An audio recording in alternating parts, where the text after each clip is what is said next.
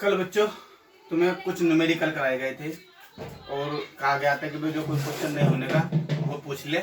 मेरे पास कोई लिंक नहीं आया, कोई इंफॉर्मेशन नहीं आई। इसका मतलब ये होगी तुम्हारी एक्सरसाइज कंप्लीट हो गई होगी। अब नया टॉपिक चलता है विलेयता। अब विलेयता क्या होती है?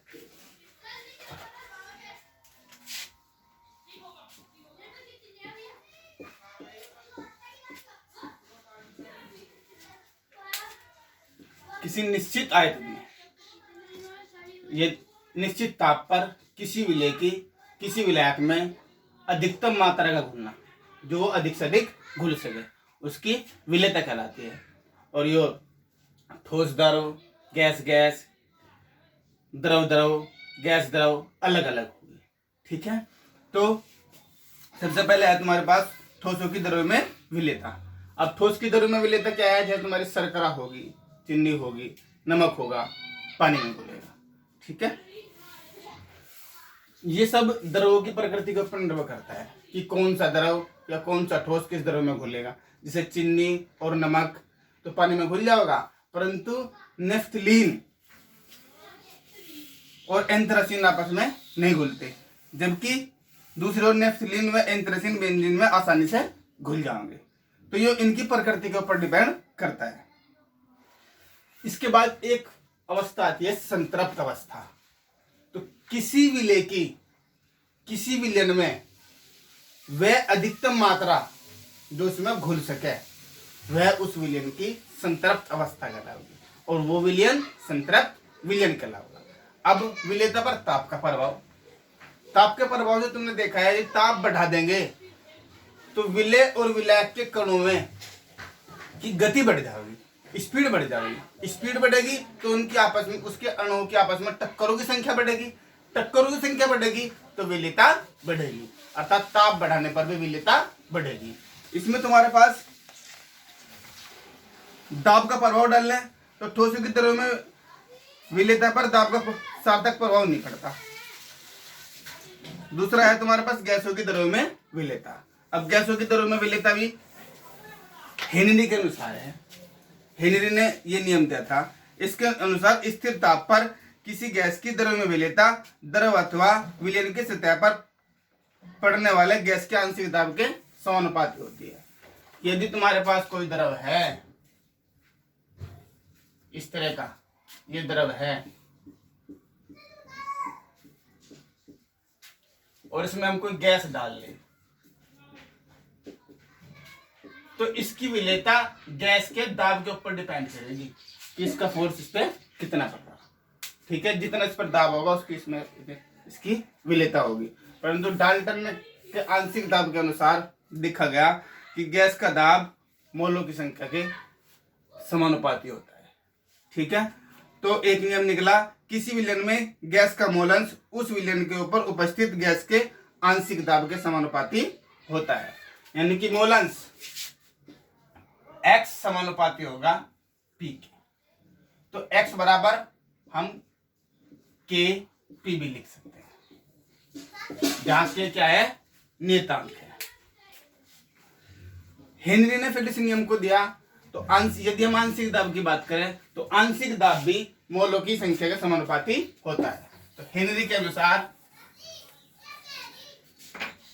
अनुसार किसी गैस का दाब उसके मोलंश के समानुपाती होता है। तो P समानुपाती क्या होगा, x के, और P इक्वल टू क्या जाएगा, kx। ये हेनरी का नियम था। इसके बाद दाब का प्रभाव, मैंने तुम्हें बताया था, यदि अब क्योंकि गैसों के अणु बहुत दूरी पर होंगे तो दाब बढ़ा देंगे तो उसकी विलेयता घटेगी। फिर द्रव द्रव विलयनों का वाष्प दाब। द्रव द्रव विलयनों का वाष्प दाब राउल्ट के नियम अनुसार है। राउल्ट के नियम के अनुसार वाष्पशील द्रवों के विलयन में प्रत्येक अवयव का आंशिक दाब विलयन में उसके मोलंश के समानुपाती होता है। अर्थात यदि हम कोई दो विलयन लें,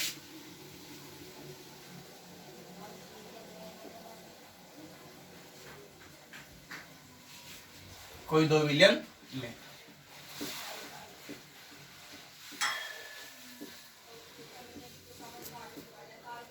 यदि इसके मोल तो x1 है और इसके मोल x2 है, और इसका शुद्ध दाब क्या है P1 नोट, इसका शुद्ध दाब P2 नोट।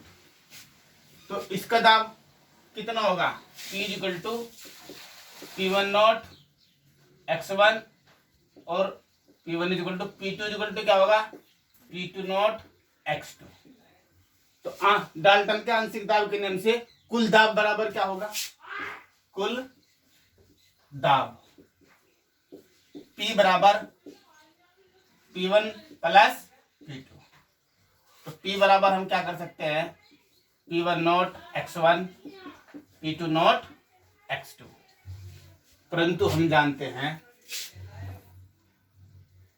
कि x1 x इक्वल टू क्या होगा x1 प्लस x2। गैस का किसी विलयन का कुल मोल या मोलंस उसके अलग अलग मोलंस के बराबर होंगे। तो x1 बराबर हम क्या कर सकते हैं x माइनस के x2, x माइनस के x2 ये रख सकते हैं। और ये x क्या हो जाएगा, क्योंकि एक विलयन है, कल मैंने तुम्हें पढ़ा भी था कि xa plus xb equal to 1, तो x1 plus x2 equal to क्या हो जाएगा 1। तो x1 बराबर हम क्या कर सकते हैं 1 माइनस के x2। तो यानी कि तुम्हारे पास जो x विलयन है x बराबर क्या हो जाएगा 1। तब हम कह सकते हैं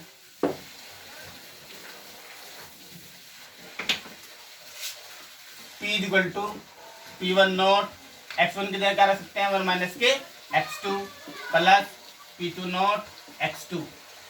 तो P इक्वल टू कितना जाएगा P1 नोट माइनस के P1 नोट x2 प्लस के P2 नोट x2। तो P इक्वल टू कितना जाएगा P1, इसमें से x2 कॉमन ले लेंगे, P1 नोट माइनस के P2 नोट। तो किसी भी विलयन का, किसी भी गैसीय द्रव विलयन का कुल दाब यदि किसी एक विलयन के मोलंस का मान पता हो और उनके शुद्ध विलायक का दाब पता हो तो हम कुल दाब निकाल सकते हैं। ये राउल्ट का नियम है। अब राउल्ट का नियम हेनरी के नियम की एक विशेष स्थिति पर होता है, ये तुम्हें पढ़ाएंगे कल। इससे पहले इसमें कुछ न्यूमेरिकल है, इन्हें करके देखना, जो नहीं होगा वो मैं करा दूंगा।